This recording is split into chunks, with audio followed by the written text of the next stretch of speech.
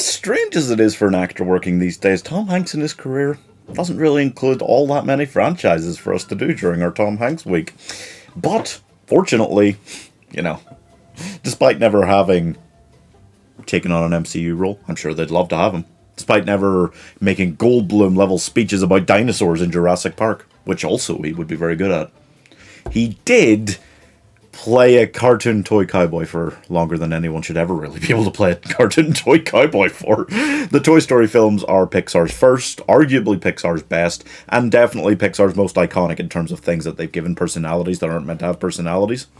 Yeah, recently they've really taken on some weird ideas about that. It's not just, oh, look, this common object. No, now it's like, your feelings have feelings. And also, things that aren't born yet have feelings.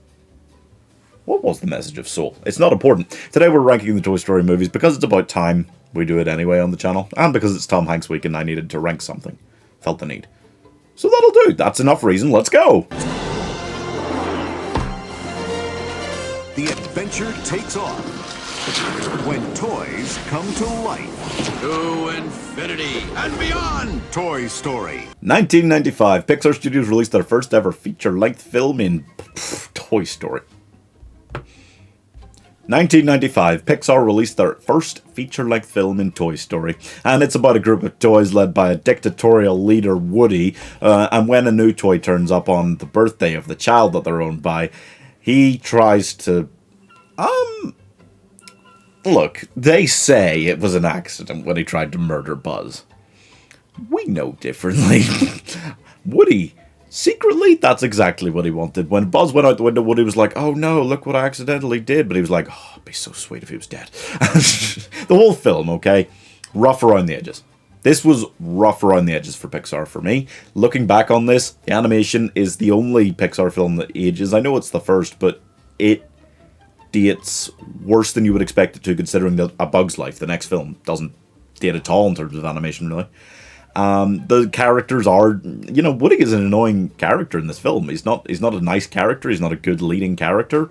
Buzz, not a great one either, honestly. So overall, it's just kind of like, wow, right, yeah, this isn't as good as I thought it was going to be. This isn't as high up the ranking as you guys would want it. You guys are going to crucify me for not putting it as high up the ranking as it.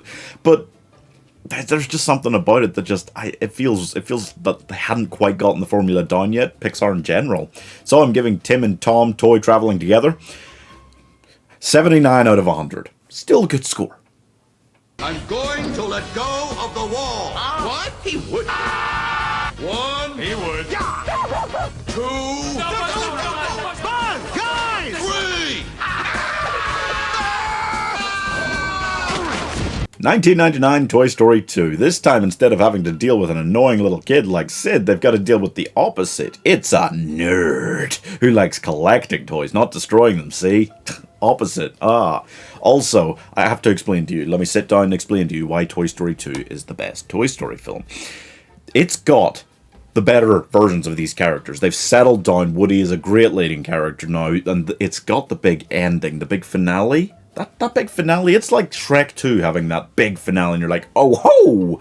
Except Shrek 2 isn't as good as Shrek 1. Toy Story 2 is better than Toy Story 1. I want to make this very clear, okay? It's the truth. Woody introducing Jesse and Bullseye and, you know, rapey Prospector Pete. Great characters. Al, good, solid villain, works well. The whole design of the thing, it's so good. Zurg coming in, that's hilarious comedy. Both versions of Buzz as well. What the hell is going on with that? It's so much shenanigans. It's so much better characters. The animation doesn't age at all in this one. It's only 4 years later. The animation improved vastly, okay? Everything about this, it just nailed it this time around for me. And this is the one, to be fair, the reasoning also behind it is that this is the one that I saw more as a child. For whatever reason, we had this one on like video and not the first.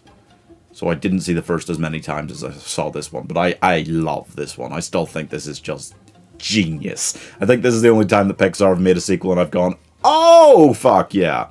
Oh, fuck yeah. Genuinely. And I am eternally grateful.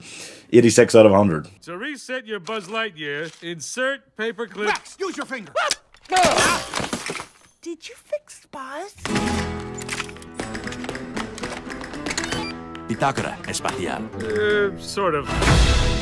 2010. Oh boy, did Pixar take their time between these ones. Yep. But the toys are back. Andy's grown up. He wants to take Woody to college, which created years worth of memes about Woody being used for things that I just wish I hadn't seen.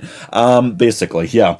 No, this one, as every adventure in these films begins with, it's an accident. Nope, accidentally pushed Buzz out the window. Oh, accidentally sold Woody. Oh, accidentally shipped all the toys off to daycare. And they just think it's great because they haven't been played with by Andy in years. But it turns out they've been sheltered by Andy all this time from the reality the children are shit. And they get messed around with the daycare and then decide they've got to escape. But Lotso Huggins, the dictatorial leader, there's always a dictatorial leader. Prospector Pete, Woody in the first one, lots of Huggins. Got it. Tell you, wow. He's trying to stop them from escaping, and then they want to go and play with Bonnie because she's this new child, and it's like, yay, diversity. I mean, new young child to play with. Great. Wait, no, that's not okay either. Oh god. The toys want to be given to be played with in a harmless manner to another child, and that's what happens in the end. It's delightful. It's a really delightful handing over the reins, and the whole incinerator thing that goes on. That's terrifying. Overall, I think this is the worst Toy Story. There's no particular reason behind it. It just doesn't have a spark that really lights up the other three films for me. Even the first one, despite my problems with it, I think is just overall better than this. The story of this one is just fine. It's got a strong ending. Absolutely. Scarring ending when I actually thought they were going to die, but that's fine. Overall, I'm giving Daycare Bears 78 out of 100. Kids lose their toys every day. I was made to help a child. I don't remember it being this hard. Woody, somebody's whispering in your ear. Everything's gonna be okay. 2019. It was another massive gap, and this time, nope, actually, it's weird. They did 99 to 2010, and Andy actually grew up, like, linearly with the time frame. But 2010 to 2019, Bonnie is still, like, exactly the same age, pretty much. So, that's fine. It's fine. It doesn't matter. So basically this time Woody is having an existentialist problem, obviously, as all toys do from time to time, and as he gets lost with Forky, a new toy that Bonnie's made that's just a fork, so it's not a toy, but Woody's trying to convince him that he's a toy while trying to convince himself that he's a toy. The journeys, the parallels between the first one and this one, god. Also, Forky gets pushed out a window accidentally. Well, no, he jumps. Yeah.